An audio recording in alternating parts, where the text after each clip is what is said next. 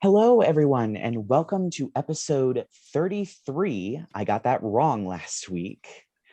Of Sign of the Dark House, a 5th edition Gothic horror D&D podcast.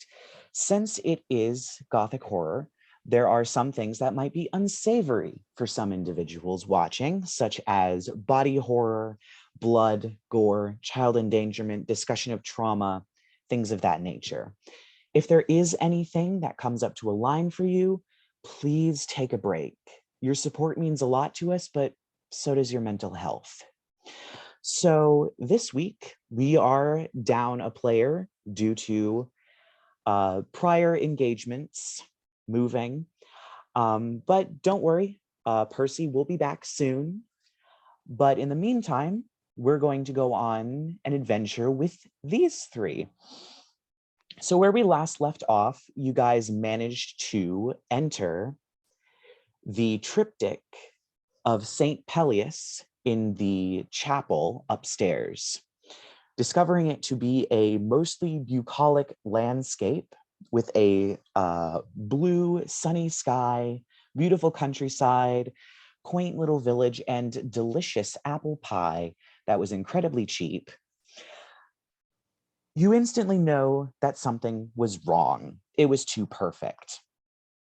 And you proved right as you entered the church and listened to a sermon given by Father, I know I said his name,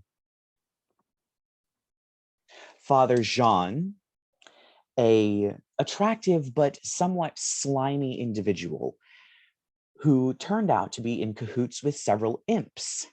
After stealing the phylactery, which came in the form of a silver chalice, you fled, killed one of the imps, and invoked the wrath of Father Jean, who turned out to be a fallen angel.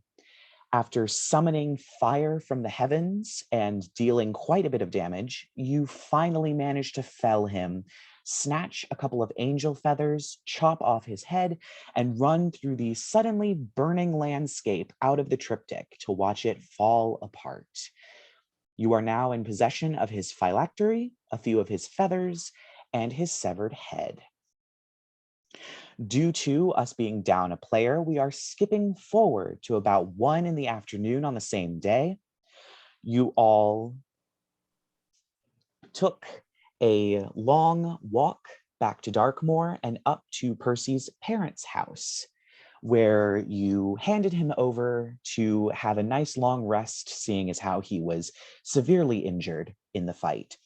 And we start almost immediately afterwards when Percy has gone up to bed to rest, and you have had a lovely conversation with his parents and decided to go out for the day since it was still around 1 o'clock. So it is 1 o'clock in the afternoon in Darkmoor, and the city is yours. Some of you have projects, some of you have inquiries, some of you have other things that are significantly more low octane than what you just went through. And I will ask you, what do you all want to do first?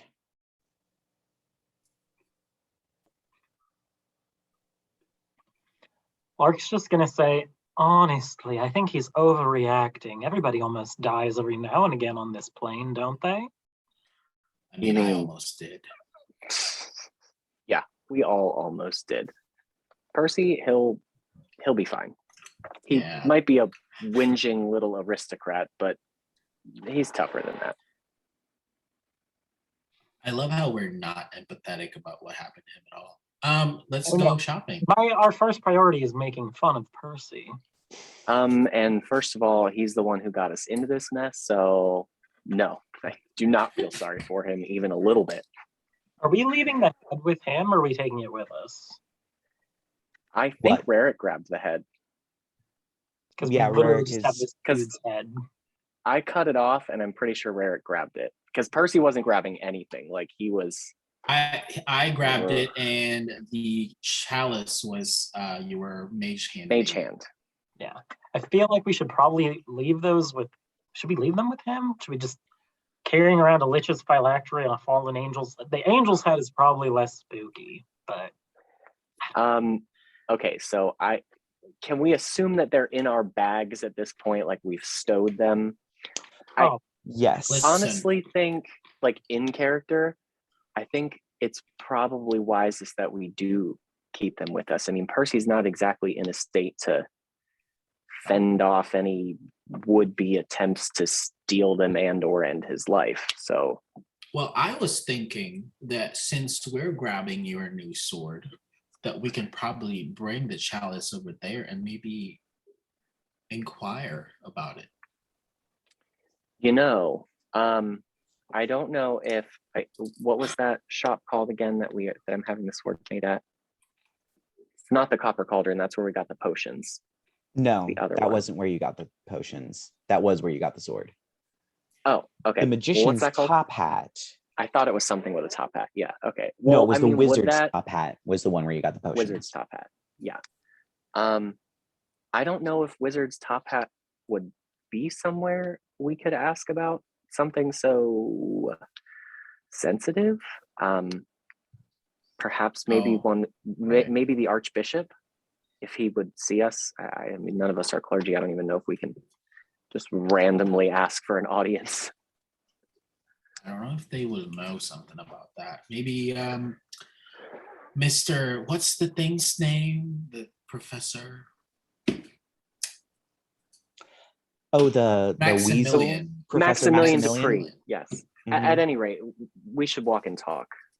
Right, let's go. Let's go grab your Sword? sword. Yes. Hmm. Okay. So you managed to make your way back to the high street where there is the hustle and bustle of midday business with a bunch of bored aristocrats with nothing better to do than spend mommy and daddy's money. And you head to the ever familiar Copper Cauldron with the copper dragon holding out the sign above the door. On the way there, you notice that Fairy Godmother's is still not opened. It is still closed and the window is still busted. Oh. Okay. Well, 1 second. Give me a second. I'm gonna. I knew I wasn't hallucinating. I knew it. Screaming. So the fairy godmothers, yeah. Yeah, the Fairy Godmother's is still closed. They have put boards up over the broken window, but the window has not been replaced and the lights are not on. Oh, Lark's gonna clock that and just be like, I should probably fetch that while we're in town if I can. I mean, is there above game? Is there anyone around? There's a lot of people around. You guys are at like the front entrance that faces onto the high street. Okay. So it is like broad character. daylight in public. Yeah. Yeah. Okay. What if we distract them? If we make a distraction, do you think you can sneak up in there? Probably. Yeah, I likely could if you can manage to get enough eyes on you, he says quietly, not wanting to put eyes on him. Yeah. Because Lark's gonna be like, because you were there, you're the one who helped get into the office in the first place, and we left that stone in there. So yeah, Lark's just gonna, I don't know, I mean, I'm gonna try to make a quick little distraction by pulling out my panpipes, because I do have a set of panpipes. Yes. And proficiency with them, so I'd like to perform. Oh my god, is Rerek gonna dance? Give me a performance check to see how good your distraction is. Speaking of, I completely forgot to grab my dice. So while you're rolling that performance check, I'm just going to scoot off frame. Okay. So do I get to add my proficiency if I'm proficient with the instrument, but not proficient with performance? I think you get to add your proficiency modifier if you are using a tool that you are proficient with, even if you are not proficient with the skill. Okay. Because you're proficient with the tool. Because part of my background gave me a tool proficiency with a random musical instrument or playing cards, and I chose a musical instrument. So yeah, we're gonna play some hot tunes and try to get Rerek, I don't know, to do something to help. That is. I can probably make like fire stuff. So that's a 19 before my modifiers, which would be 24 if we're just doing my charisma modifier, or 27 if we're adding my proficiency bonus for being proficient in the instrument. Yeah, you start playing this jaunty tune, and in a way, the songs of the Feywild aren't just songs. They aren't just sound. There is magic that is woven into them in a way.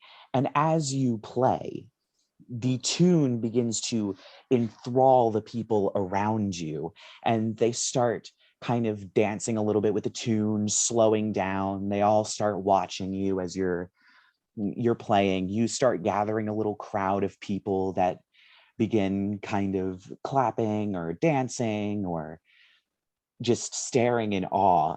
And you definitely have a sufficient enough distraction with that roll that I would say that, Arthur, if you are going to try and sneak in, you and Jasmine will get advantage on stealth. Okay, excellent. Well, I rolled mine, which was an 18. I just rolled it flat. So, I mean, I can roll it again. Let's roll it again just for shits and giggles. Yeah, why not? I didn't realize we were going to get advantage, but why not? Oh my God. Yeah, that's way better. That's a 25. And let's see. Jasmine's first roll was a 6 without any bonuses. And that is a 9. So we will say 25 for myself and 17 for Jasmine. Ooh. Jasmine doesn't quite disappear in the same way that you do, but she definitely weaves in and out of the crowd. Maybe one or two people kind of look at her in passing, but the enthralling music they instantly forget, and their eyes go up to Lark, who's playing the panpipes. As you remember, there is the front entrance, but there's also the side entrance that you went up that would take you directly to the second floor. That's the one. All right. So you get up there and the door is locked. Okay, so I'm at the door to her office. No, you're at the door, the outside door. Into the second floor. Into the second area. floor, and her office is the third floor. Okay. Yeah. So I still have to get up. So okay, this is like onto see. the I guess the cutting room floor would be the name for it, where all the apprentices would be cutting fabric. Mm-hmm. Yeah. Okay. Try to pick the lock. Yes. Okay. So sleight of hand, right? Mm-hmm. Or okay. And that is a 21. Yeah, you pop, it opens. When you open it and go inside, you notice that it isn't like the store just closed down for the day and everyone just has all of their stuff still on the table where it was before or anything like that. It is actually neatly folded up and stacked on one side of the room. The tables have all been shoved to one side of the room as well. As you make your way up to the office doors are wide open. The desk has been cleared off entirely. There's only the desk, as well as the door to the safe is wide open, and there is nothing inside the safe. Okay, well, Lark's not gonna like that. Okay, above game, like, I guess Arthur would know. No, he wouldn't.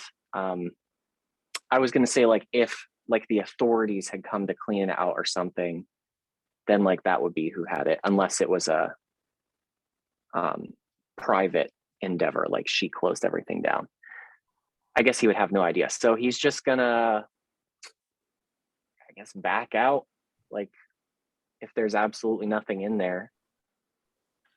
Now, it looks like most things have been taken, either as part of the investigation or evidence or employee stuff. It even looks like some of the, as you kind of look out and see the offices like Belladonna's and other members, it looks like they've cleared out as well.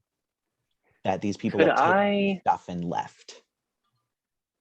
Could I insight check maybe to see like if he would have an idea about who would have cleared the safe? Like, was this Madame Drindhal's family? Would it have been like, does it seem like maybe it's more related to the investigation with her sister type of thing? Sure, you can give me I think history check would probably be a lot better than insight. Okay. Yes. Yikes, I get Because it would be absolute plus knowledge about nothing. how authorities conduct investigations and things like that. So history just fits a little bit better. Okay. I can do that. And I rolled a 4. So Do you not get any bonuses? nope. I have a +0 to history. Oof. Yeah. It's my worst skill. Yeah, it could be it could be part of the investigation. It could be Madame Drintel cleared it out herself. You don't know. I will say you would know from reading the letter, the only family that's living that you're aware of Madame Drintel having is her sister, who's currently in the hospital. Right. And correct. Okay. I can't remember what is Madame Drindhal's current status? Was she detained? Or You do we not actually know don't that? know. The last time you heard of her, she was in the hospital with injury she sustained from falling through the window. And then Right. during that visit was when you got all the evidence from Dr. Argenta and turned it over to the authorities. Right. And then you left and were gone for several days. So you actually don't know whether she's been detained or not. Interesting. Okay. All right. Well then, yeah, I'm just gonna back down the stairs. Should I? Yeah, I should probably make another stealth check to get out the side door. Sure. You won't, Okay. I don't think you'd get advantage this time since you are Right. leaving the building into an alley where people might not be distracted if they're moving through it, as opposed to sneaking out of a crowd. So Right. you're only going to get a flat roll this time. Okay, that's fine. I can work with that. I mean, I get a +11, so even if I roll a 4, which I did, I get a 15, and Jasmine's is 8. So we both got 15s, actually.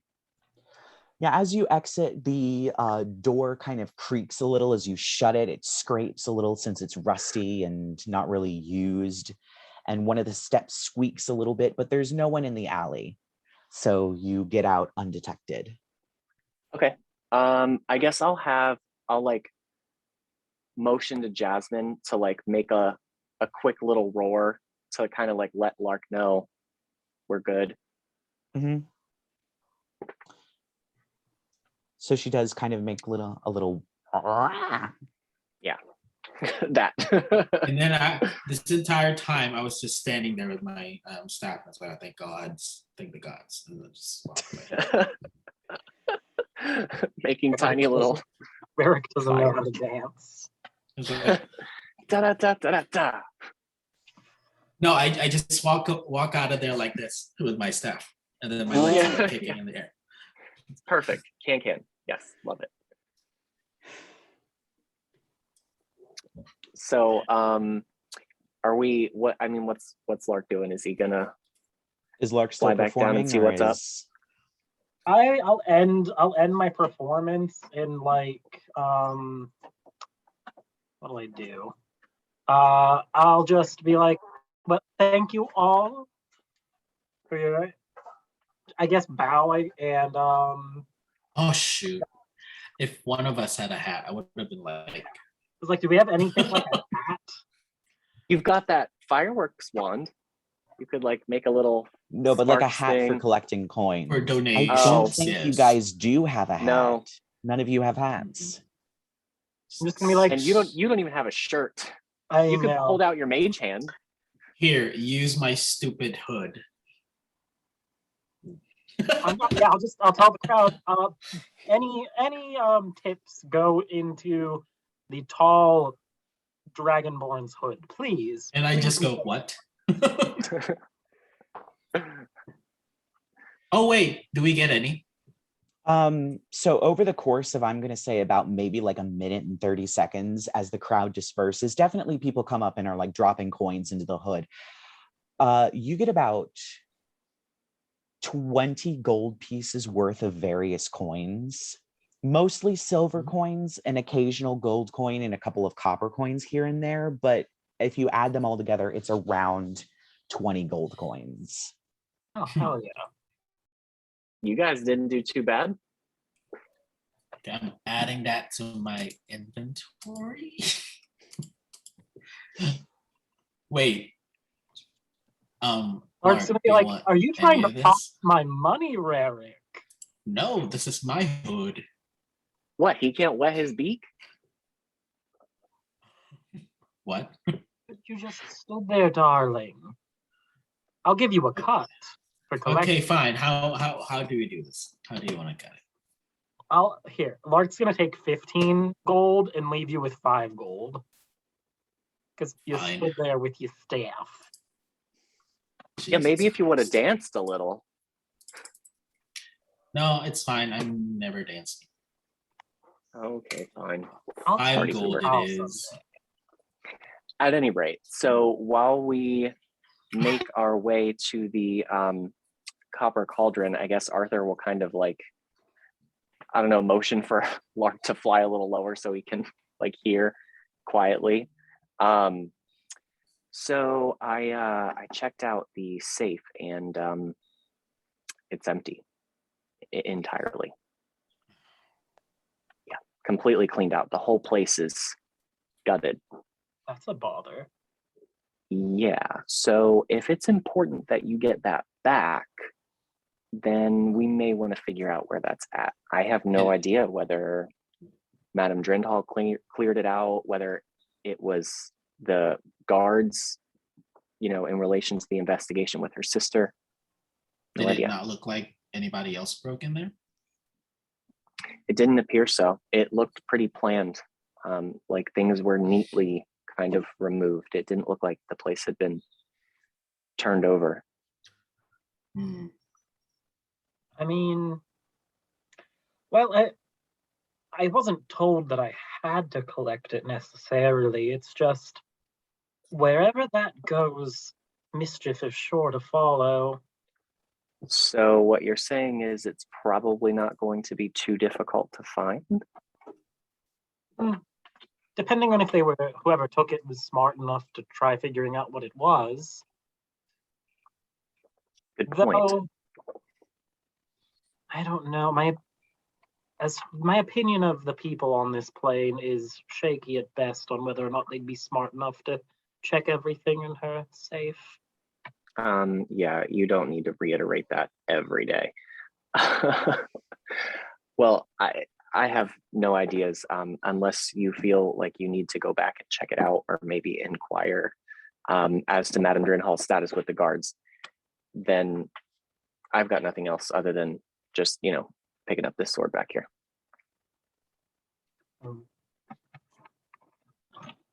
My cat is knocking shit over again. Like, Oh dear. where I'm sitting. But yeah, Lark's just gonna be like, we'll keep our ears to the proverbial ground. Okay.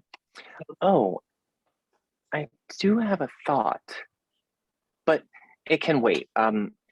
Let's go pick up the sword, and perhaps when we inevitably stop for a drink, because that's not even a question at this point, I'll let you in.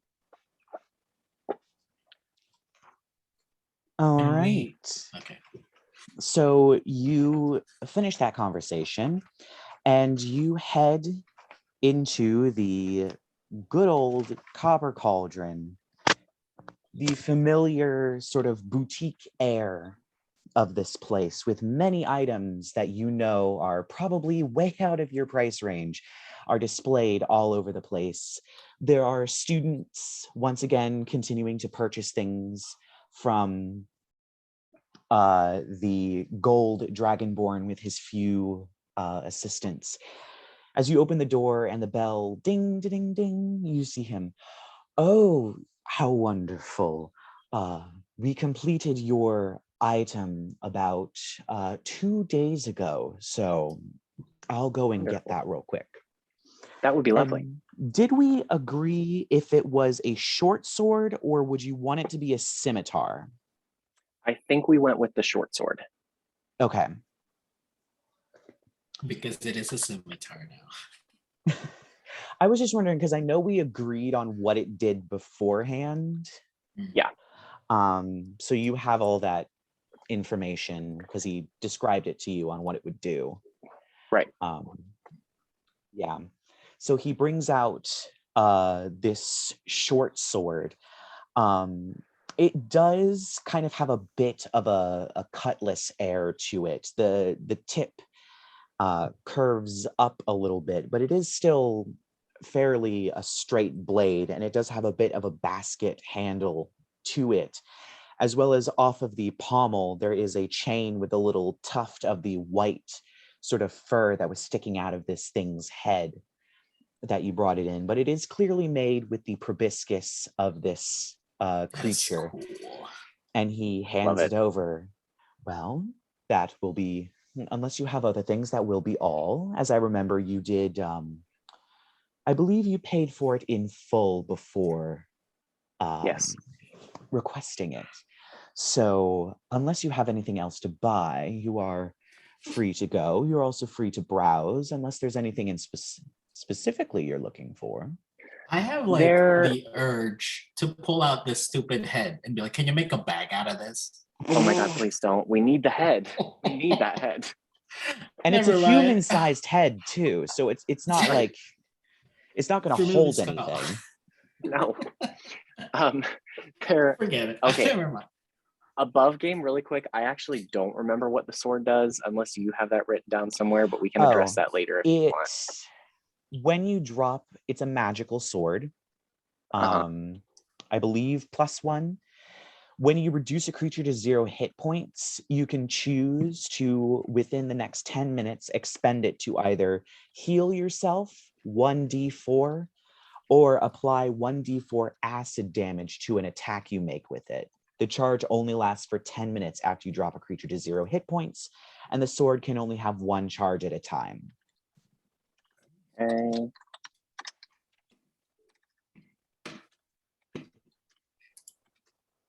I'm literally having to type that down in Notepad because my PDF thing is being stupid. But anyway, so yeah, in character, Arthur, I don't know how he would have heard of this.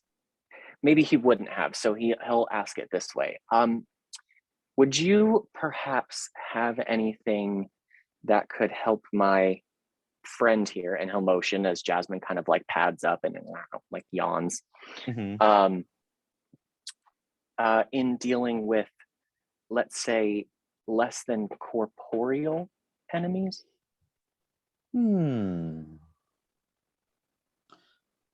Yes. I'm not sure we have anything in stock specifically to help with that, but we might be able to make one rather quickly. The enchantment is quite simple. We use it for +1 weapons to help with, yes, we do that enchantment a lot. If you would wait right here, I would like to check the back to see if we have anything. Sure, please do. And I'm going to have you roll a D100. Okay. Let me find my D100. And that is a 98. Oof. He comes back and he says, well, I couldn't find anything. It seems all the supplies were used for enchanting weapons. However, the enchantment is quite quick. So if you give us maybe 3 hours and around probably 75 gold, just about, I might be able to whip up something. Do you have any particular preference for what exactly it comes as? Perhaps a collar might be nice. Yes, I'm sure we can cobble together one of those. Yes, so for 75 gold, you can come back in 3 hours and we should have it done, provided we don't get any big immediate projects. Sure. Okay, yeah, then I'll, remove the gold from my purse and hand him what he asked for there. Wonderful. I will mark that down in my book. And he pulls out the huge leather tome and opens it and writes down the information. Is there anything else that you are looking for in particular? My business is concluded. Perhaps there's something you could help my friends with? I need a bag. Yes. We do have several solutions. I'm assuming you want a bag that is significantly larger on the inside than it is on the outside. Yes, I would love that. Yes. We have two particular models. And he pulls out a backpack, a kind of leather traveling backpack with fine sort of Celtic knotwork on some of the flaps and sets it down. And he also pulls out what appears to be a rather large messenger bag, also made of leather, also with very nice sort of Celtic knotwork over the top.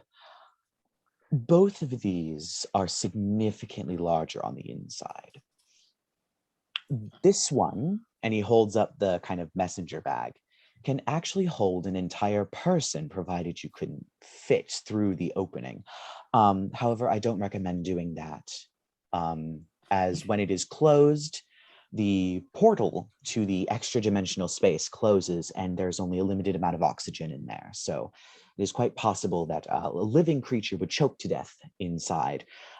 So keep that in mind.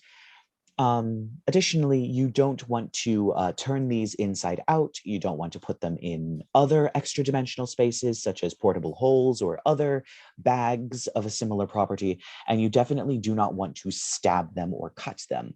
The enchantment is a bit finicky.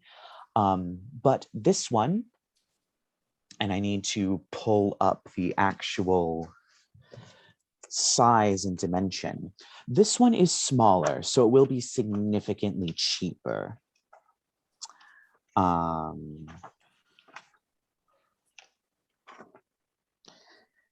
This one has about 8 cubic feet of space inside of it. Which is quite a bit, especially when you can hold up to about 80 pounds before the extra dimensional space has a significant amount of strain on it. The other one,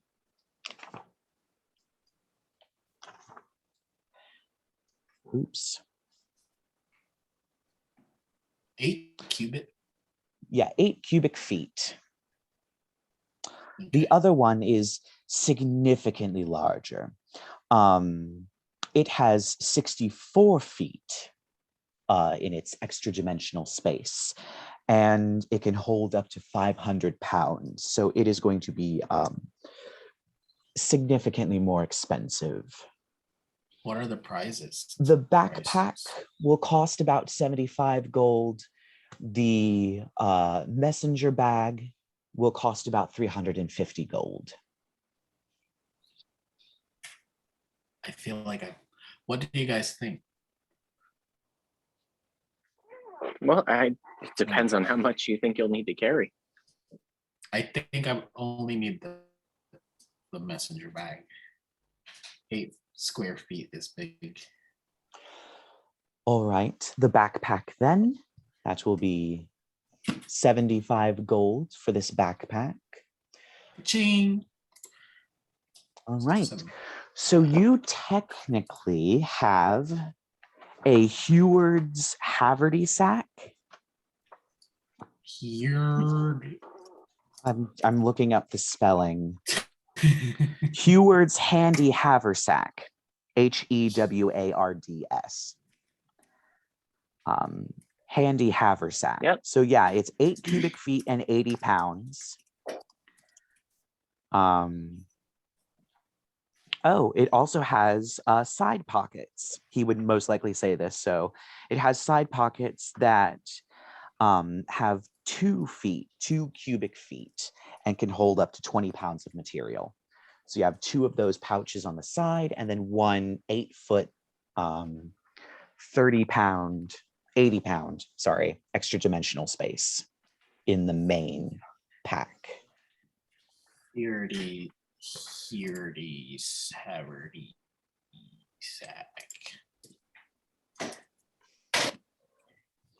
Is that something that they have here?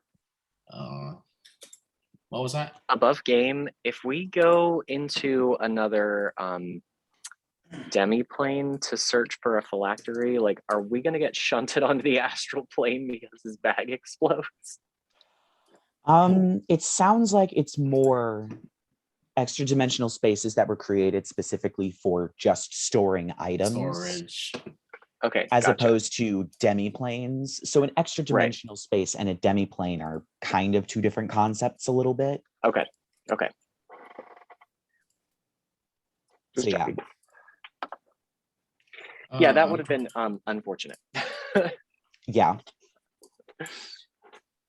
Right. Last bad guy, guys. Oh, surprise.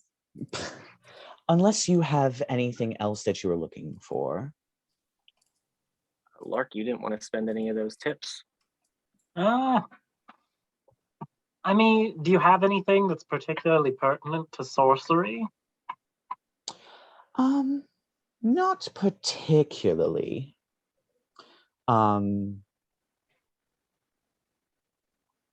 We do have a couple of interesting items that people might be interested in. Perhaps this one might be handy. And he pulls out a sort of helmet that has a lot of very fine sort of calligraphy work on it.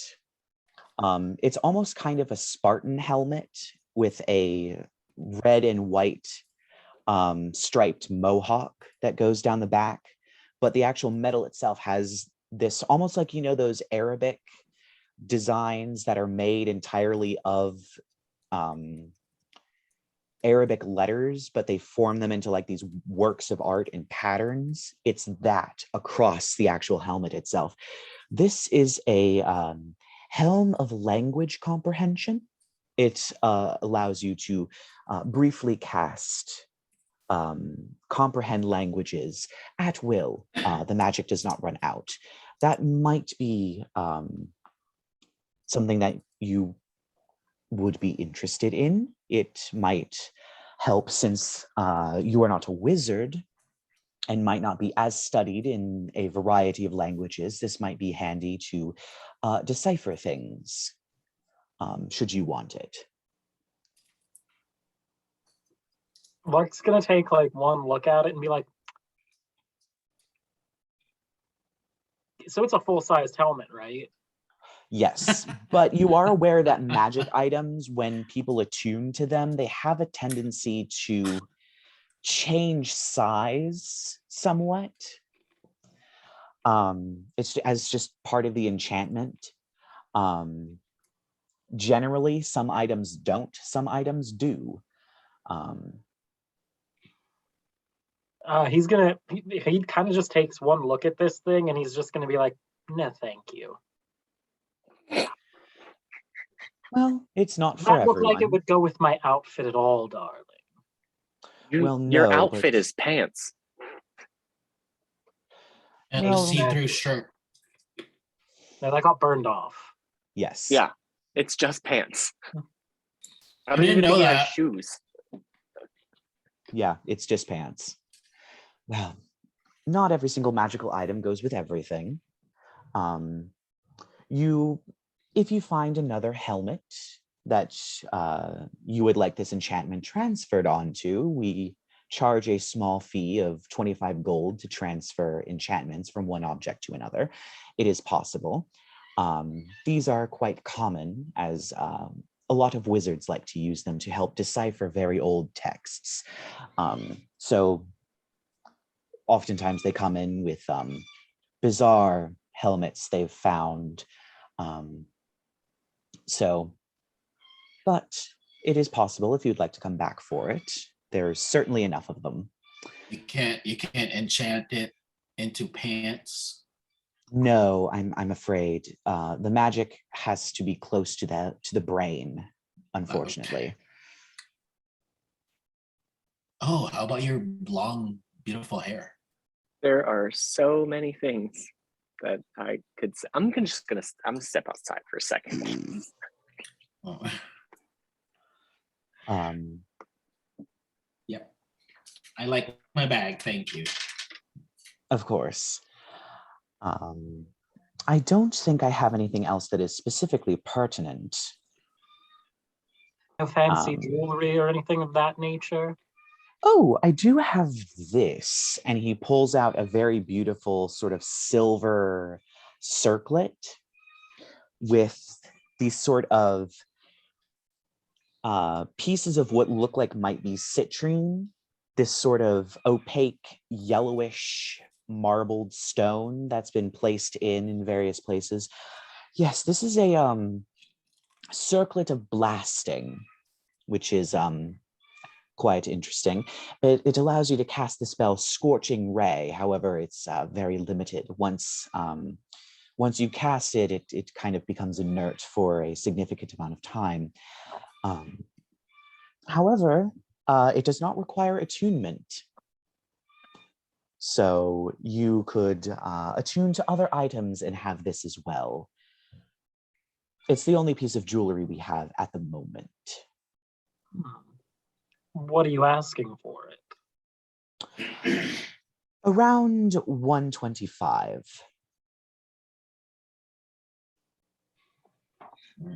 Hmm. 125. 125.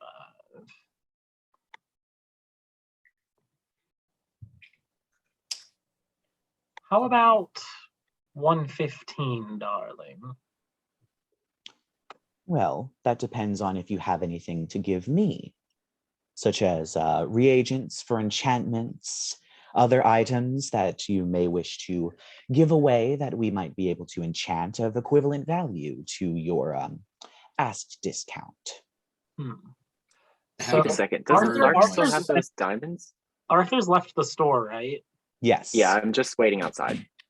Lark's gonna be like, oh, darling, I just thought of the perfect thing. And he's gonna pull a seed out of his pocket. And he's going to be like, are you familiar with these, darling? No. And I just stopped I was in the middle of like pulling out the bird making noise thingy, and I was like, oh, okay. The bird statuette. Yeah. This seed comes from a very, very particular garden in the Feywild. Quite rare if you take the time to grow it and harvest some of the nectar that the flowers give off. I'm not even sure if any of you mortals actually have bothered to try gardening with these. Describe to me what possible magics I could do with it. Well, back home we use it to bind nastier things to people if we need to. Anything else in particular? So Grantler would occasionally use some of the leaves to make a pretty noxious poison. Quite effective at keeping redcaps away if you have a problem there. How much of those do you have, Lark? Might be interesting to tinker with. Plus, I mean, it's always good luck to take something from the Fae, and this is less a gift and more a trade. Honestly, you should be paying me for this. You know what? I will take you up on your offer. 115 and the seed, and I will give you the circlet of blasting. I suppose I suppose I can settle with that. Just do be careful. Plant it, take care of it, and have fun trying to harvest what you can from it. As I've said, it has particular uses if you can find them. Poisons, certain things. Good luck. And he nods and he takes the seed, and your 115 gold, and you are now the proud owner of a circlet of blasting. 115 puts me down to 327. And I got to circle it. So how many charges does a circlet have? 1. You can cast Scorching Ray once, and then you need a long rest, or it comes back at dawn, I think. Okay. But it does not require attunement. Yeah, it doesn't require attunement, and it saves me a second level spell slot. I do take out my notebook, and I'm like, how many people is that now that you gave that little seed to? Have you been keeping track in character?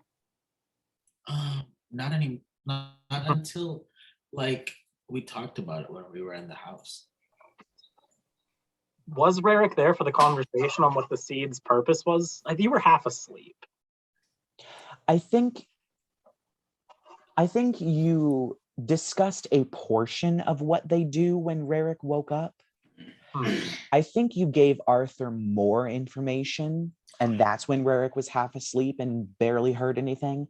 It was after Percy and Rerek got up and the bigger conversation happened that you gave a little bit of information. Okay. Honestly, I think I cared more about going back to sleep. I probably heard everything but didn't care enough. So you know what? I'm not gonna ask about how many seats you gave away. I don't give a fuck. Whatever. Oh God. Okay. Arthur is probably trying to keep track, so but there's no really, I don't really want to tell him anything. I mean, you can tell Arthur if you want, darling, but what's it matter? It doesn't matter. Exactly. Let's go. So we walk out. Yep. So you walk out of the shop as you would know his name, Goran Galax. That's what I named him. Waves goodbye and begins to assist other people that have come into the shop that are looking around. And you are back out onto the high street where Arthur and assumedly Jasmine are waiting. Yep. I think Arthur's probably just standing there like petting his sword in its sheath, like proud of Not his baby. Jasmine. Also Jasmine. She can pet the sword too. And I'll probably like look up at Lark and like, oh, that's new. Should I Matched your wear pants, did it? Should I wear it here or should I wear it around the neck? I think on the head looks good. That's nice. Yes, I can. He starts like putting his hair in front of some of it while leaving the stones exposed. Mm-hmm. This is just like fitting it on him real quick. Mm-hmm. You took you took a minute in there. Let me guess. You swindled Mr. Gorix, was it? Galax. Galax. A little bartering never hurt, darling. You don't have to be completely upfront with everyone. Well, that I'll give you, but just shake my head. Shake my head is what I do. All right. So I need a drink. I don't know about anybody else, but Well, I think I need to see Miss Professor Maximilian Dupree. Okay. Where's the thing? Where's the Staff of Night? the chalice? Can you put it in my new handy dandy bag? Yeah. Let's just say you had it, like, because Okay. you. Amazing. Yeah, we mage hand it into your bag. Pushing. Yeah. The claw. So you want to see What? Professor Dupree about what? The claw? Toy Story. Claw. Oh, Claw. Jesus Christ. Wow.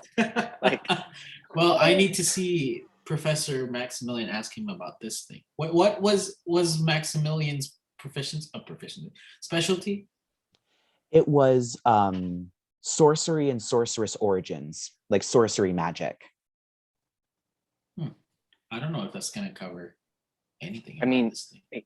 perhaps one of his colleagues. My thought was maybe the Archbishop. I mean, either one's worth a try, I suppose. Sure. Okay, I'll go to the professor and then ask around, I guess. And Arthur will complain about the fact that he does not have anything to drink yet. Then Don't go they and have get him. street vendors in this city?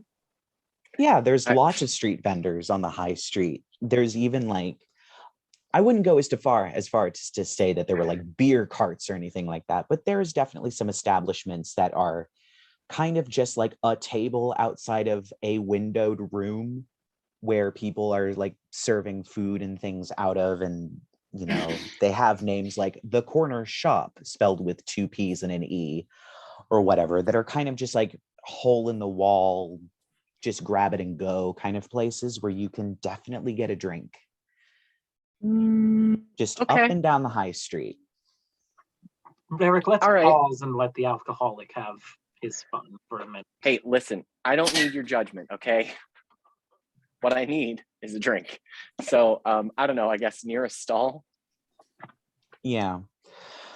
Just a lovely sort of corner right by an alley that has 2 sort of hemicircular windows with 2 lovely tiny little 2-seat chairs outside of it. Probably called something like the corner tankard or the tankard in the corner or something like that. And yeah, for maybe like a handful of copper pieces, you get a pretty nice sort of stein of ale. 2. Yeah, so just mark off a silver and you get 2 steins of ale. Okay. So I guess to the bar keep or whatever, I'll like grab the 2 steins and like throw up an extra silver, and I'll say something like one for the ale and 1 for the mugs, thanks, and I'll just like start chugging one and walk off. Yeah, there's also a little bit of a line forming. So the person, let's say they're a dwarf, doesn't Sure. get to thank you, but does, you can see out of the corner of your eye kind of wave a little bit before having to serve the next customer. Walking up and down the high street, I will say you definitely see the copper cauldron, the wizard's top hat. You also see gobos. And at the end of the high street is Ravenna Park, where you would go to, where it seems like a lot of people are having picnics. Just like a big green space with a few gazebos, a lovely little creek. It was what you went to give the Queen of Air and Darkness a little drop of Percy's blood, but you saw it at night. There are definitely other tinier shops along the way that just sell little knickknacks and tchotchkes and things like that. But those are the main big shops that you notice. Just throwing that out there in case somebody wants something else. Arthur's good. Like, he's probably already halfway through that second one. Like, just toss the mug behind his shoulder. No big deal. Being probably good. Well, I got in trouble for carrying the bottles around, so. I don't think I need to buy anything else personally. Yeah. So to the Staff of Night then.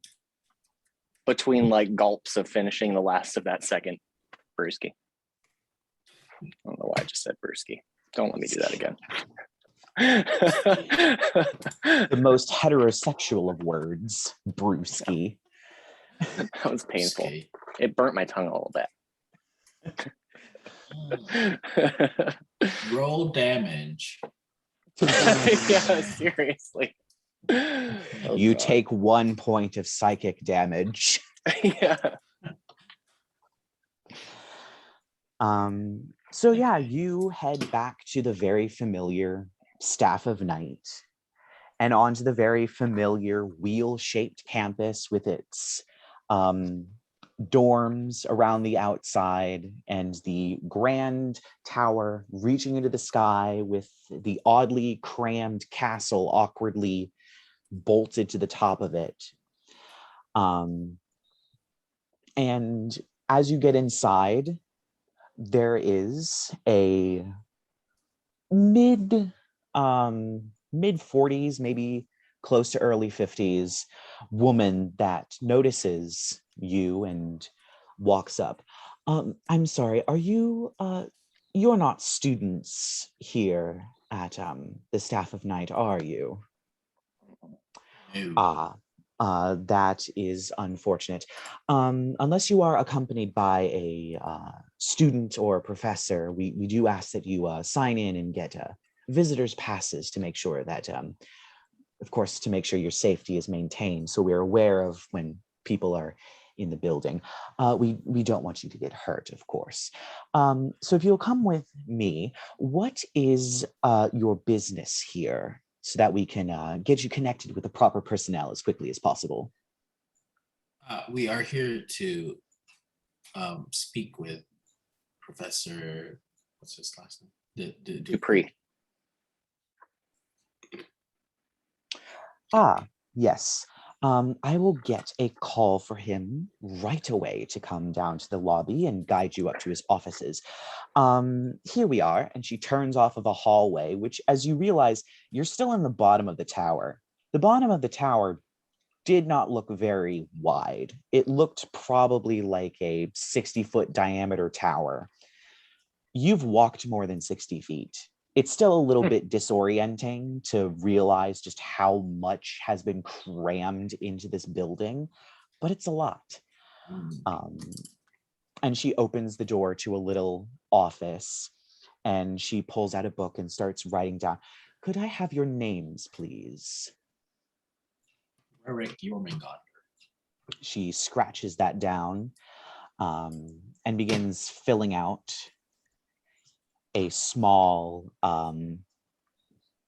piece of paper that she pulls out of a box. And she, with another flick of her wrist, the paper shimmers and glows gold. And she picks it up by the corner and flicks it, and it rolls up into a scroll that she hands you. Keep that with you at all times. That's the visitor's pass. Don't worry about it. It'll disintegrate once you're off campus. The other two? Edmund Munster. She writes that down. Once again, the paper turns gold. She flick of the wrist, it rolls up into a scroll. Of course, keep that on you at all times. And you? They call me Lark here. Aha. And she writes down that and hands you the scroll. I will get a call up to him. And she pulls out another piece of paper and she scratches a note into it. She picks up the paper and blows on it, and it folds up into an origami crane. And she opens a little door like a dumbwaiter and just blows on it, and it flies up. Well, it'll be possibly 5 to 10 minutes before we get a response. So feel free to wait in the lobby while you wait for Professor Dupree. Wonderful. Cheers. And she kind of politely guides you back to the lobby before heading back to her office. And it is about 8 minutes before you see Moira coming down the long flight of stairs holding Professor Dupree. Of course, him being a weasel, he isn't exactly at people height, and Moira seems to be not only his assistant, but a bit of his chauffeur, where he's kind of on her at all times so he can be at people height. And Moira comes up to you and she says, "Oh, hello." And Professor Dupree, of course, "Hello again. So are you here to inquire about the progression of Belladonna? She has been progressing quite well. Oh, kind of forgot about her, honestly. Me too. Me too. We unfortunately Percy couldn't come with us. But we will tell him that his sister is progressing well. Although we are here for another inquiry, and I think we will need to be somewhere private to talk about it. Yes. Yes. Well, let's head upstairs to my offices and we'll discuss it there. Of course. We should probably, if it's urgent, we'll take a shortcut. If not, we can take the long way. Moira's been sitting all day and probably needs to stretch her legs a little bit. Don't want her knees locking up when she has to go home. I'll be fine, but the shortcut is this way if you'd like. Yes, please. Wonderful. And so she leads you to a sort of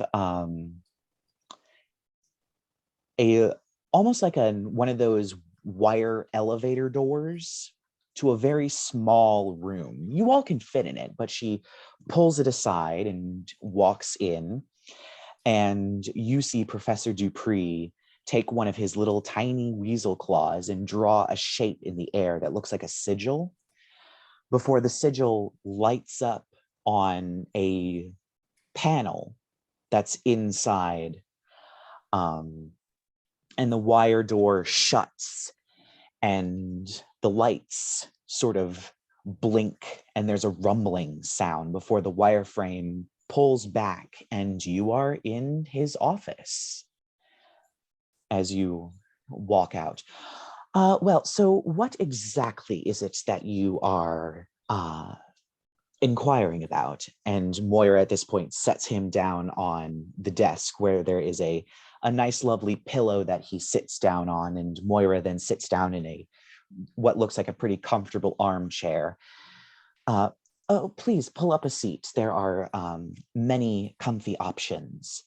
I'll stand, thanks. And Arthur probably just like folds his arms and leans on a corner. Me too. I think you'll need to stand for this too. And then so I just motioned my bag and then asked Lark, will you please mage hands this shit? I really need to have mage hand, don't I?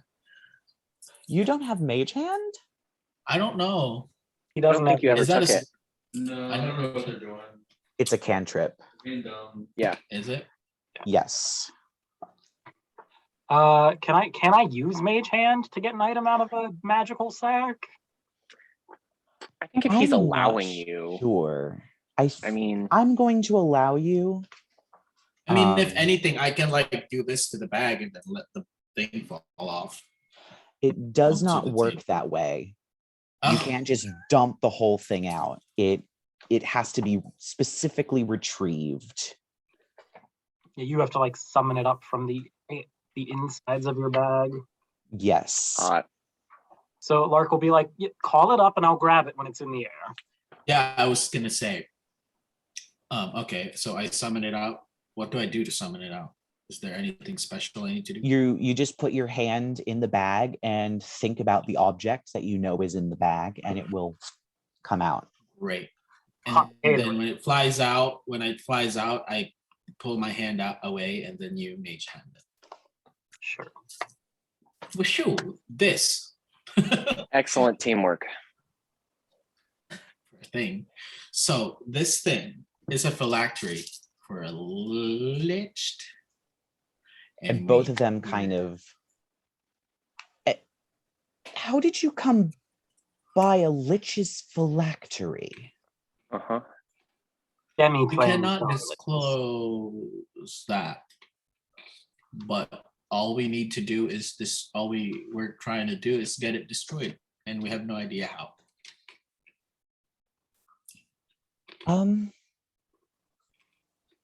That is certainly a surprise. That is not either of our expertise. Moira, if you could get Professor Odessa, I forget her last name. If you could get her, she is better with relics and things like that. I believe she is in the transmutation department. If you could get her real quick. Forgive the intrusion, Professor Dupree. I'm sure you'll understand you were the only person we really knew or could think of. That's cool. Oh, right. Yes. It's just a lot. And you see Moira quickly pulls out a very similar sheet of paper and scribbles a note on it. And once again, it folds itself into a crane and it flies up through an opening. I'm sure Professor Dimwitch will, she is the most knowledgeable on these sorts of objects, especially ancient ones.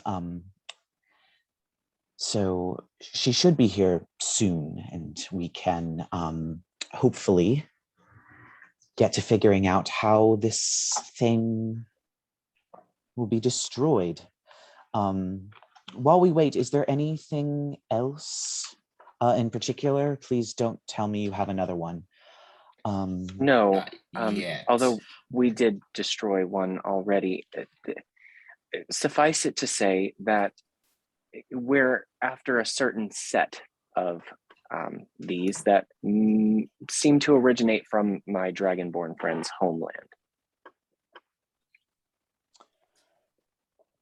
Oh, the first one did. First one did, darling, not this one. Oh, it wasn't all of them? Mm-mm. Well, what do I know? But I would say that this thing is hard to touch. It's cold, like freezing cold, like really cold. So we're using Mage Hand. Speaking of which, darling, you work with sorcerers all the time, and I've already asked you before, but Lark's gonna like motion to his mage hand. That didn't always look like that. I don't understand why my powers have changed just because I'm stuck on the mortal plane.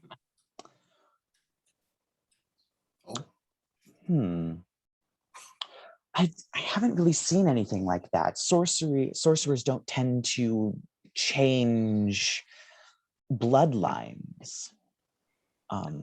Well, I came here from the Feywild, nearly died, and now I'm stuck here, and my magic's changed a little, gotten a little gloomier to match the wonders of Gothia, I suppose. I'll have to think about that a little bit. I probably have research on it somewhere. But that is not the most pressing thing at the moment. And at this point, you do hear the whoosh of the wireframe being pulled back.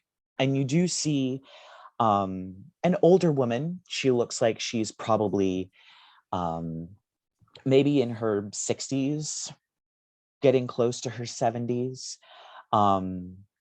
walks out. She walks a bit slow, but she doesn't have a cane. She has wild, frizzy white hair and very dark skin, and is holding a small bag that she's fiddling with. Ah, yes. Hello. It is a... sorry, let me introduce myself. I am Odessa Dimwitch. I teach classes on ancient relics and on basics of transmutation. You apparently have a very concerningly powerful artifact in your possession. I'm assuming that is it. And she points to the silver chalice sitting on the desk. Unfortunately, yes, it is. Well, if you give me a few moments, I had, as I was coming down here, an idea of how exactly to go about discovering these sorts of things. It will take a little bit, but hopefully I will get some information. Do you already? Oh no, I will just be needing these. And she pulls out a little bit of incense and 4 they almost look like popsicle sticks, but they're made clearly of some sort of bone or ivory.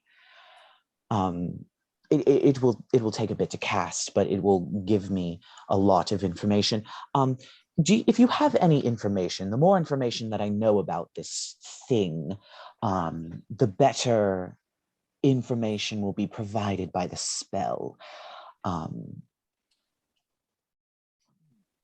Arthur just kind of like looks back and forth to the other two, like he's not really sure how much she should know. I know, me too. But will it help if you know who the Lich is? Yes, yes, it will help immensely. As well as any information aside from that. The more I know, the more the spell will reveal to me. Should I tell her? Let's vote on it. Go ahead. There's 3 of us. You might, I mean, I feel like it's more pertinent, especially if it could drag unwanted attention. She didn't know. So yeah, tell her. Oh, okay. It is owned by Pelius, the fallen saint. Oh. I have never heard of this lich before, but it should make the spell easier now that I can pinpoint exactly what the identity of the lich that owns this is. Is there any additional information before I begin? I don't know if I should give more information. It's kind of like, should I elaborate? There might be a tiny chance that he's affiliated with a doomsday cult. You might want to know that. What was it? The cult of the false sun? Fallen sun? That was Onctamoon, right. Not Saint Pelius. Right. This is Lark's way of like subtly pointing out that he's a chain of Ferris Doom without actually saying that out loud. Being like, maybe he's not the Doomsday Cult or something. I don't know the power. I don't know how dangerous liches are. We don't have the echo. We do know the saint that replaced them, right? Can we tell her that information? One would assume she would know who replaced Saint Pelius. Well, she doesn't know who Pelius is. She didn't. She said she didn't know he was a lich, or the identity of that particular lich. Is what she said. The way she said it, it sounded like she never even heard of him, though. I mean, I don't know. Go ahead. Yeah. Who was it that he replaced? That replaced him? Saint Quentin. Okay. Well, he used to be a saint, and he was replaced by Saint Quentin. I don't know if you're familiar with that saint. Yes, the Saint of Loyalty, I believe. Quite ironic. Well, if there's unless there's any other additional information. Phylactery was guarded by a fallen angel. Oh. Well, there was that. Yes. Just a warning. Oh, and look, I pull out no. a feather. A feather. Okay. Okay. All right. Nothing. Don't mind us. This is a feather from that angel. Here. And she kind of just like turns it over. You took on a fallen angel by yourself. I'm like, oh my goodness. And she gives you the feather back. Well, hopefully it is not too much of a rush. I will be taking quite some time to cast this spell. It does take about 10 minutes. I would also stand back. I call from the knowledge of the ancients, and so it can be quite a theatrical process. And she sets up a circle around this thing with the ivory and these little gold pots of incense that she lights, and she pulls out her spell book and she opens it and she begins incanting in this very, very old form of what you assume would be Gothian that most of you probably wouldn't be able to understand. And the book, you notice as she's opened to a page, it's a lot of sigils and runes written around the sigils and these sorts of things. And she begins tracing them and these lines and geometric shapes, and they begin to glow this sort of golden light, and they begin to almost pull themselves off of the page. And she begins to move them around in physical space, creating a bigger sigil that she starts drawing lines between, and runes begin to appear, and more of them begin to form around this phylactery as the room almost seems to grow dimmer around her with the light that's coming off of these lines that are projected into the air as she continues incanting. And you begin to hear voices as these sorts of ribbons of light come down, and you see that the light is formed from letters, and they weave and begin to flow around. And it's about 10 minutes of this elaborate light show before everything. And she closes her eyes and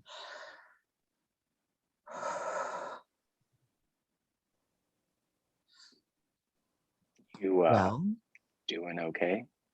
yes. Just trying to process the information that I've been given. Well,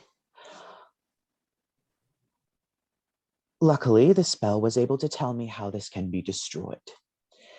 The chalice must be used in a mass performed by an archbishop that is still faithful to the saints. Then it will be destroyed. Okay. Well, that's all I came here to know. What So, else did you learn, though?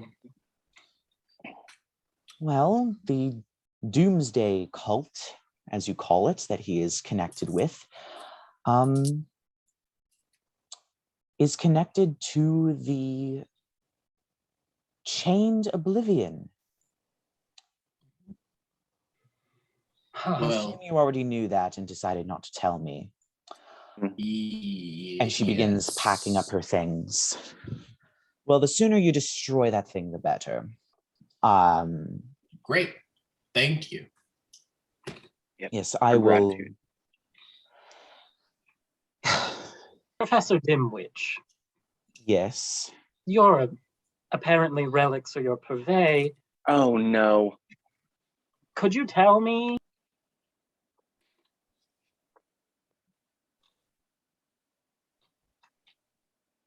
I'm back in 1 second. Uh-oh. Testicle difficulty. Where is he getting their relic from? I thought he was about to pull out a seed. Oh, yeah. Yeah, Just like all I'm over assuming he's town. not going to, just because they're wizards You and they don't shit where you identify eat? on that real quick. Right. So Lark's just going to be like, we seem to be running into problems with this Chained Oblivion character. Do you know anything about it that you could help pass along, or have heard of any particular items associated with it, or its followers, if we keep running into them? Horrible, horrible thing, isn't it? Yes. All I know is that it is related to other entities in the outer planes. That is about all that I know. There aren't very many cults anymore dedicated to them, or at least none that are above ground or have been caught. I assume there are a variety of relics, but I wouldn't even know where to start looking for them. The secrets are kept so heavily guarded. It's very hard to get texts about them. We barely have any texts on some of the things that many people know about, like Hadar, Cthulhu. We barely have any texts about them. I'm sorry. You said you had some texts on Hadar? You probably, if you know about Hadar, you probably know all that's written about him in the books that we have here. It would be useless. Oh, It's then would you rudimentary know information. Oh, hold on. Do I know anything about the hunger of Hadar already? That Like, do spell I know what that the he was gonna- scroll does? You had cast Identify on it, so you would know that Yeah. it is. Totes forgot. Let me flip to the spell, and I passed it. It is a 3rd level spell. You open a gateway to the dark between the stars, a region infested with unknown horrors. A 20-foot radius sphere of blackness and bitter cold appears, centered on a point within range and lasting for the duration. This void is filled with a cacophony of soft whispers and slurping noises that can be heard up to 30 feet away. No light, magical or otherwise, can illuminate the area, and creatures fully within the area are blinded. The void creates a warp in the fabric of space, and the area is difficult terrain. Any creature that starts its turn in the area takes 2d6 cold damage.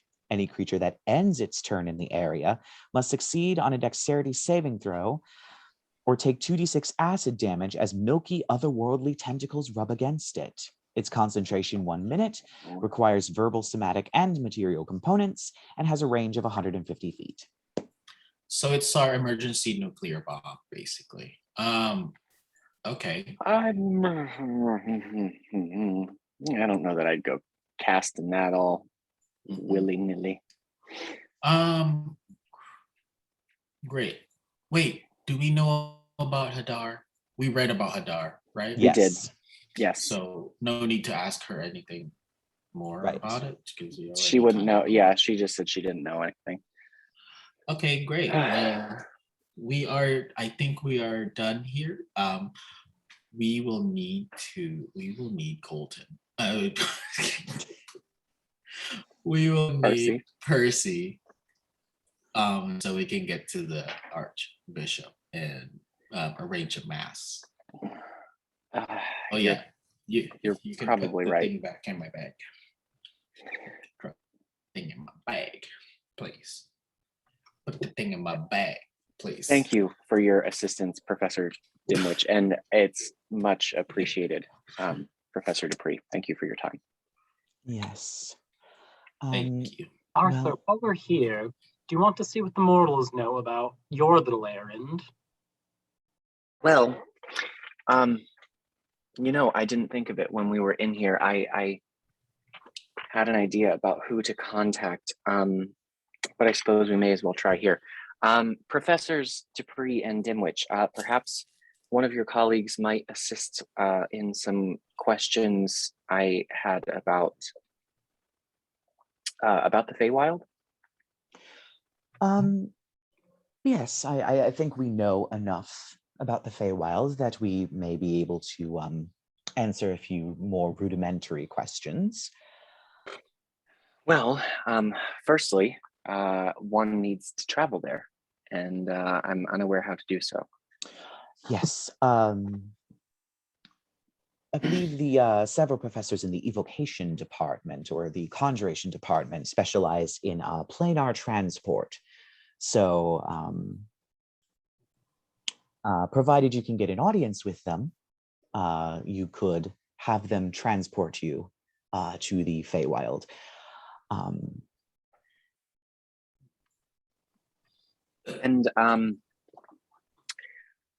Lark,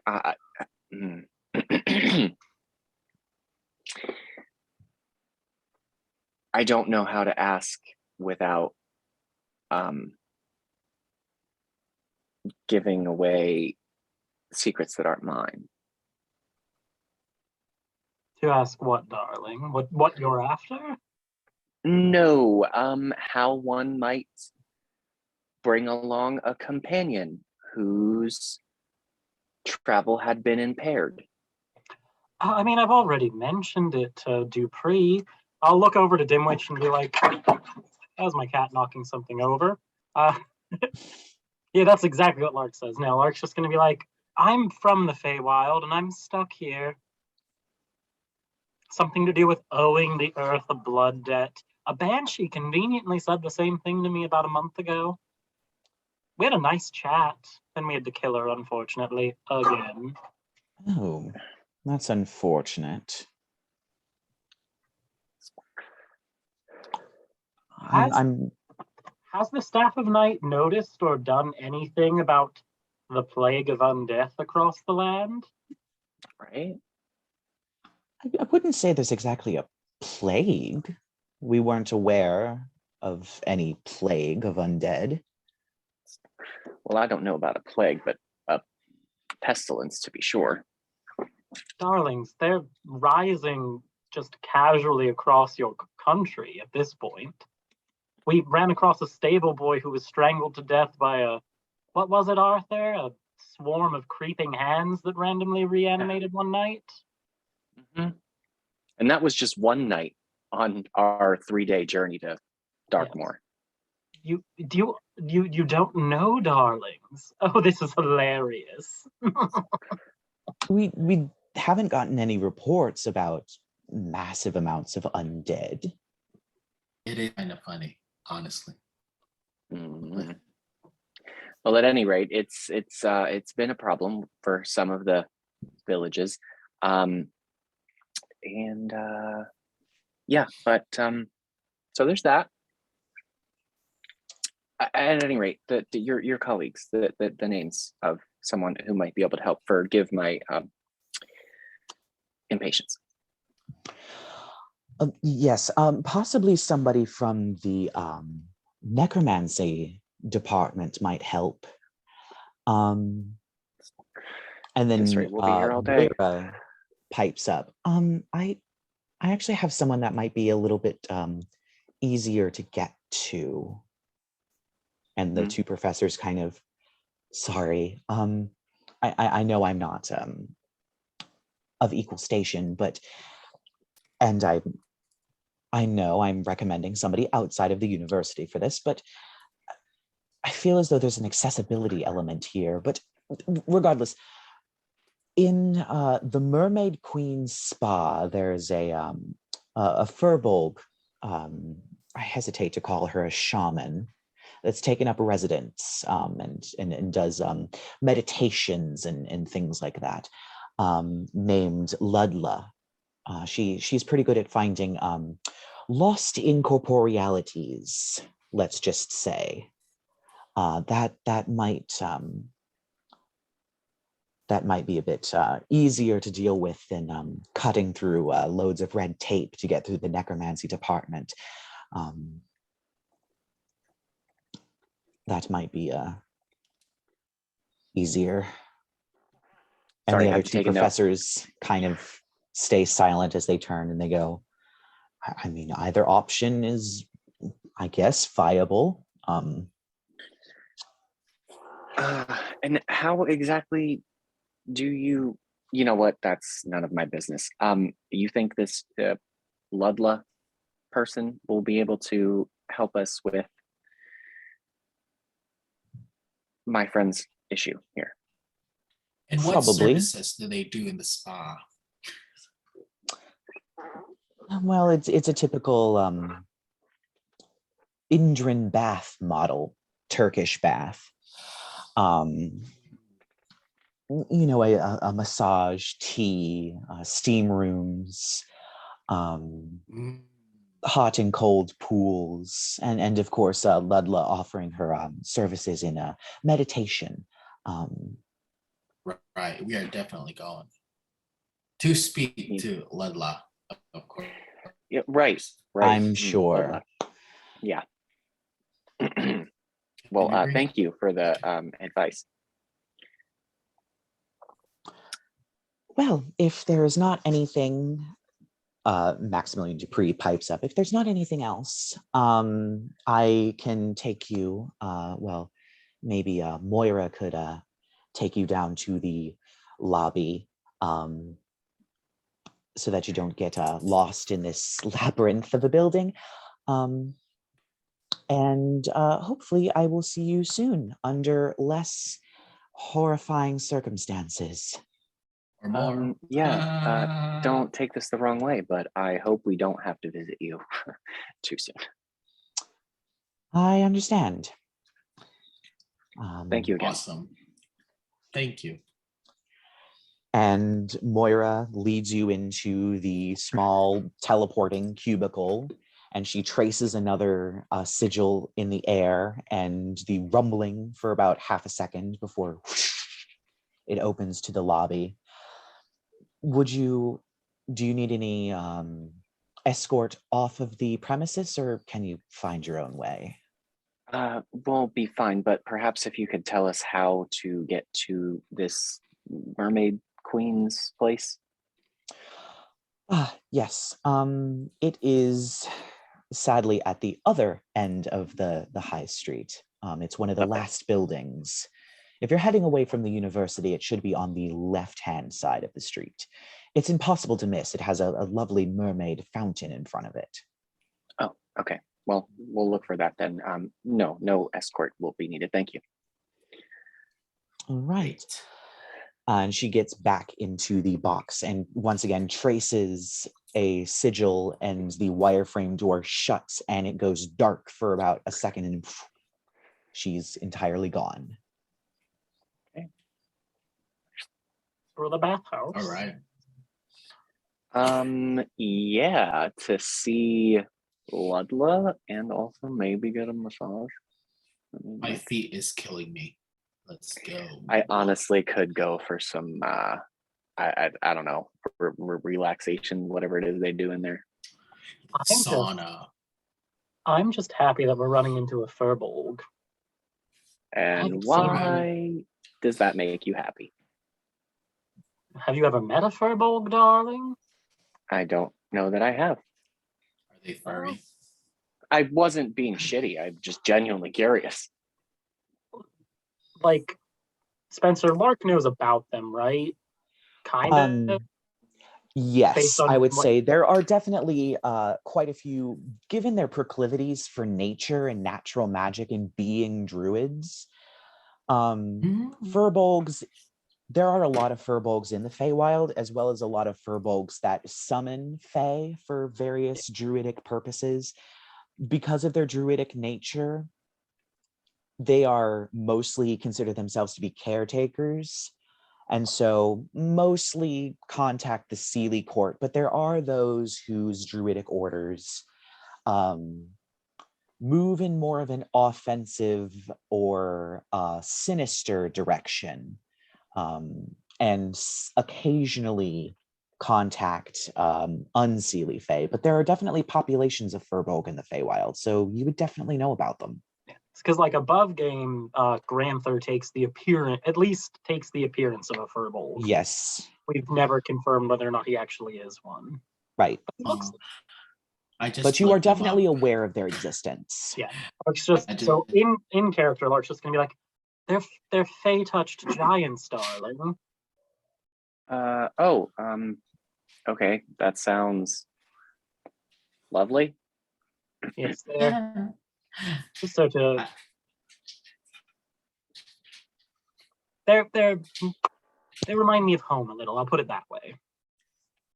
All right, I suppose that's fair, whatever the reason. I just licked them up and they're really cute. Mm-hmm. Yeah, they're very interesting. So yeah, walk and talk. So we're going to do what exactly when we arrive here? I mean, one would assume Rerek is going to inquire about their services, and then we just ask Ludla how to, I don't know, stitch your fairy soul back to your shadow or whatever? Well, I mean, I suppose we can ask her about that, or about if she's noticed anything. No offense, Rerek. I understand that wizardry is right up your alley, but I don't think we've met a druid since I've been on the mortal plane, and they're a little more in tune with the world around them, even more so than what little magics Arthur over here can conjure. I understand. I respect them.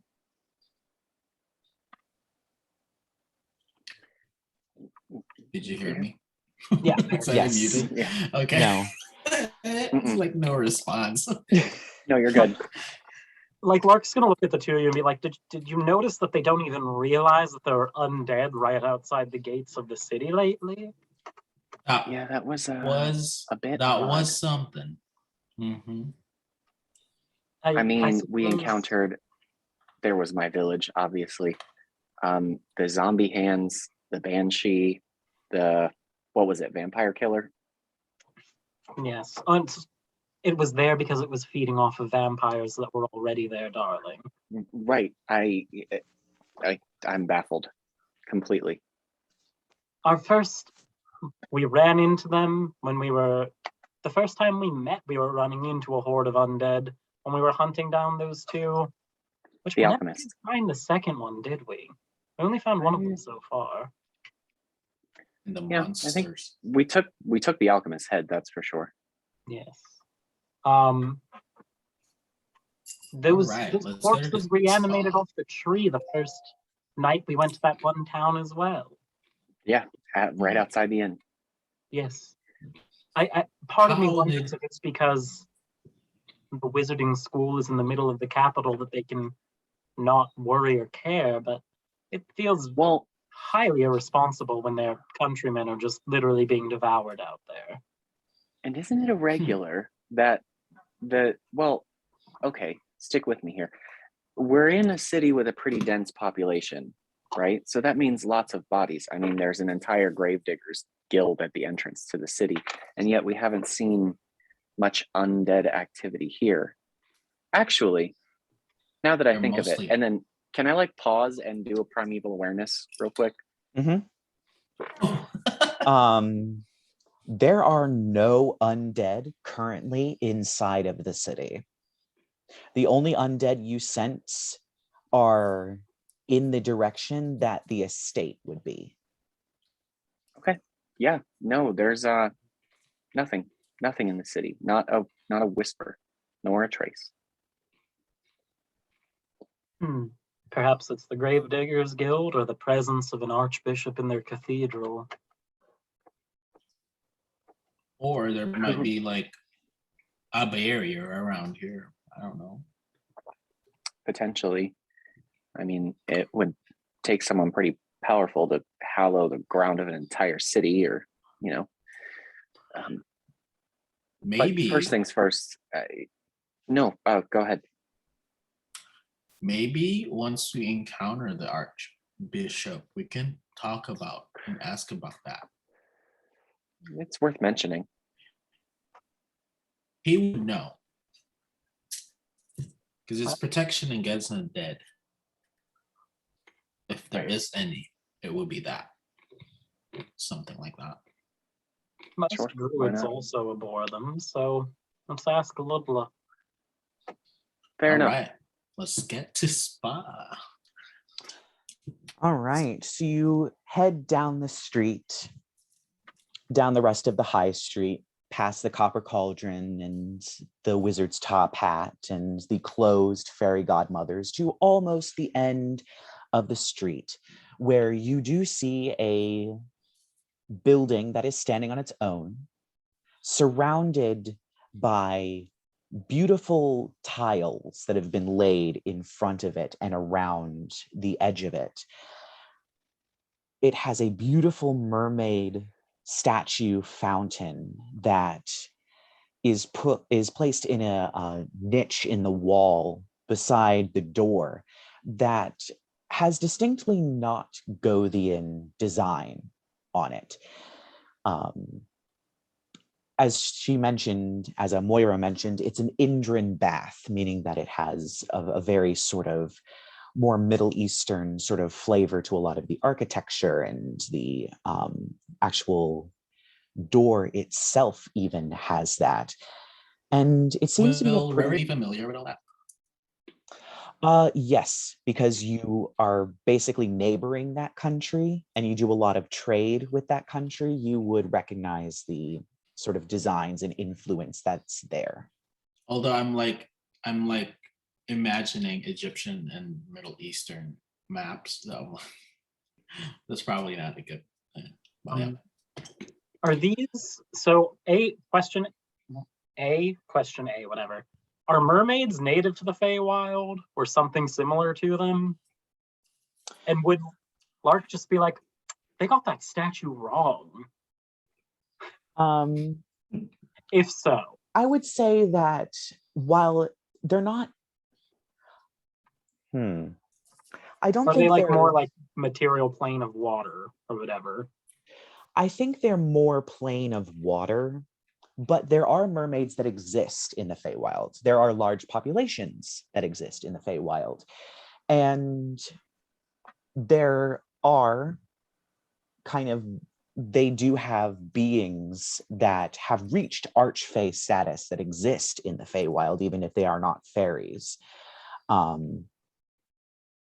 It is believed that there is a lagoon somewhere in one of the oceans that seem to be in very odd places in the Feywild, that there is the cove of the mermaid goddess Laguna that's in the Feywild. She doesn't exist in the plane of water, but mermaids tend to go back and forth between the plane of water and the Feywild if they are not already on the material plane. Okay. So you would be familiar, but you would also know that they are not technically fairies or fae. Does this statue actually look like what he's heard a mermaid looks like? Or is it just humans being stupid? I would say it's probably... Have you seen... Would Lark have seen a mermaid? Probably. Well, depends on if one of them would have gone into the section that he's from, which is probably not close to a Feywild ocean. So you would probably not. know there are some that live in rivers and lakes. Like, so unless basically, there's a river or lake close by. I mean, if you want, you can roll a percentile dice and we'll just say that it's a 25% chance you've seen it and seen one, and roll a D100 just to make it easy. Or it's like 25% accurate. I got a 50. Oh, okay. So you look at the statue. It's probably mostly accurate, if not a little bit more storybook or storyteller than what they actually look like. Humans have a tendency to do that, where you find maybe an illustration or a figurine or something like that that's surprisingly mostly accurate, but has been storybookified for either the palatable to reach a palatable audience, or it's for children or whatever. But it seems to be that it's not wildly inaccurate, but it definitely has some inaccuracies from what you've heard. Now, Lark's just going to be like, they didn't do that bad of a job, surprisingly. All of this just so I could see if he could make fun of mortals. Yeah. Yep. I Because those love are it. Lark's motivations. Dedication to character. Totally. And sadly, because it is 8:53, we're going to end the episode there outside of the Mermaid Queen's spa. So join us next week as we go into the spa and figure out what is going on with Lark. So join us next week, and you all will be joining me in about 5 to 10 minutes.